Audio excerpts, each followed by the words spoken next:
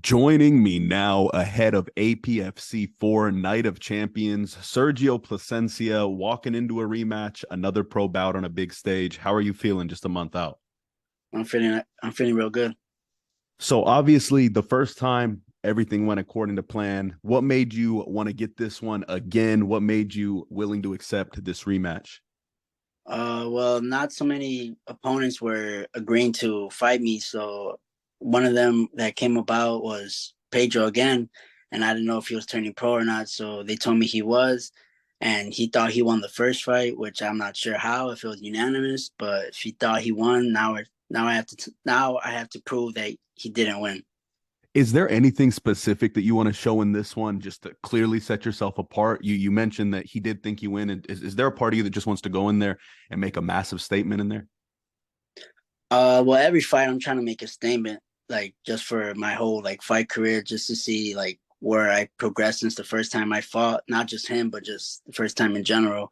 So yeah, I'm just trying to get better all around, and I'm just trying to finish this fight. And the last one I went to the decision. This one I gotta finish. I asked him, so it's only fair to ask yourself, where do you think you have the biggest advantage over Pedro in this one? And where would you like to see this one play out?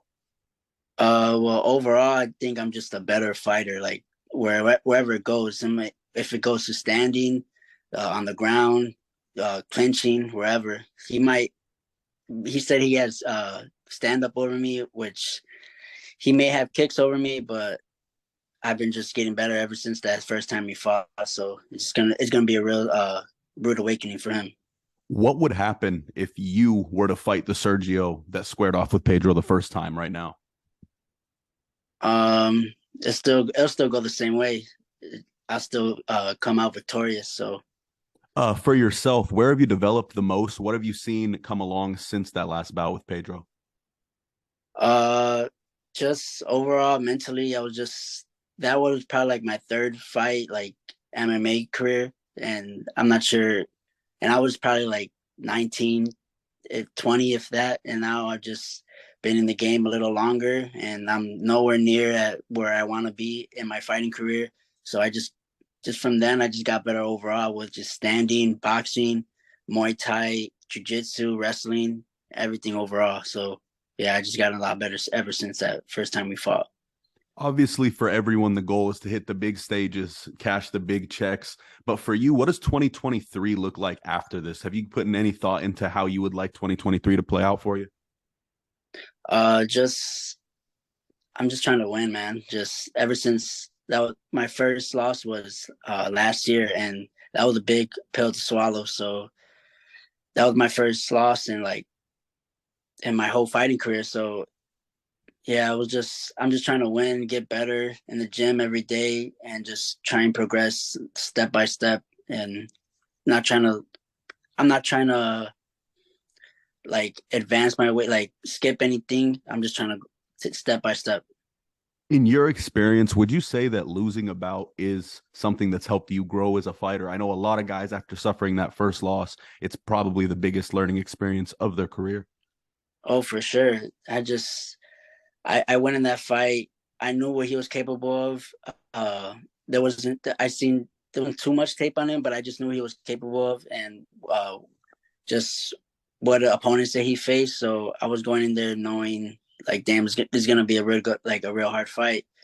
And it's just he played his fight, and he just made me fight his fight, and that was that. And yeah, it was a big pill to swallow, but now I'm back and I'm ready to just soar now. Time to fly. And I want to Yeah. ask, obviously, the loss happens, but everybody knows the level of prospect that you are in terms of MMA. Do you ever give yourself that thought of, hey, when do I want to push to potentially get ready for the next stage? Obviously, you're very early in your career, you're very young as well. But do you ever visualize that and just see when you would envision yourself trying to make that next step? Oh, for sure. All the time. It's just I'm not just trying to like go straight to the big stage, because once you're there, it's like you're there. Like, and it's like you if you go there too early, you might get smoked, and that's it. It's gonna be way harder to get back up there. So I'm just trying to keep my feet in there, keep getting better every fight, And then once I'm there, I know I want to, like, I'm there, I will actually want to stay there. I don't want to just get there and then fucking just, I'm sorry, Oh, just, you can say whatever you like, bro. I don't want to just get there and then like, oh, I'm here, and then I lose, and then I'm not there anymore. When I get there, I actually want to be ready. I want to stay there for as long as I can and just stay at the top, man.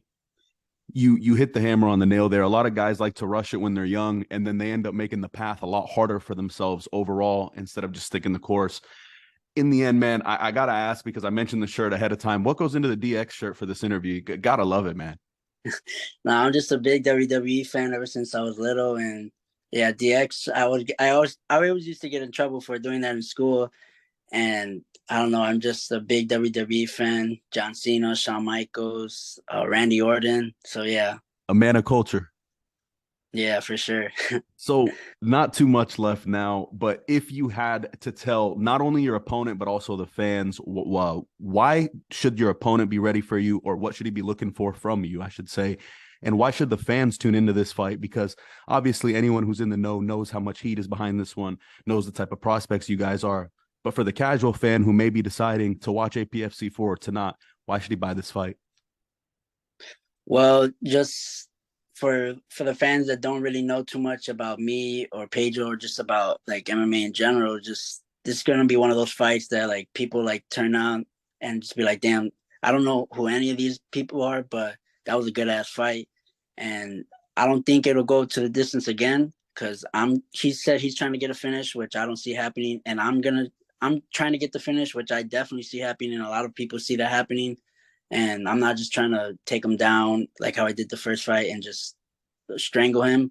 If it happens like that, then it happens like that. But I'm gonna try and stick it standing. And if it goes to the ground, it goes to the ground. I just know I'm better on the feet and on the ground.